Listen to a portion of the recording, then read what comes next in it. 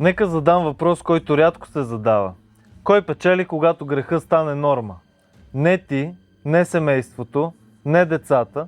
Когато греха стане норма, човекът става по-лесен за управление. Защото човек без истина няма компас. А човек без компас върви на където му покажат.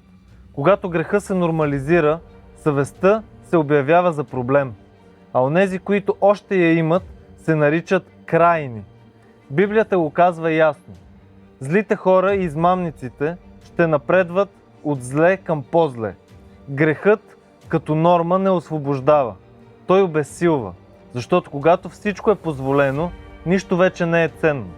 Любовта става временна, истината субективна, животът евтин. И някой печели от това. Печелят онези, които не искат мислещи хора, а реагиращи хора. Печели културата, която продава удоволствие, но не носи отговорност. Печели системата, която заменя съвестта с зависимост. Библията не нарича това прогрес. Тя го нарича плен.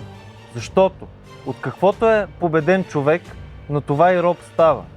Когато грехът стане норма, покаянието изглежда абсурдно, а свободата опасна.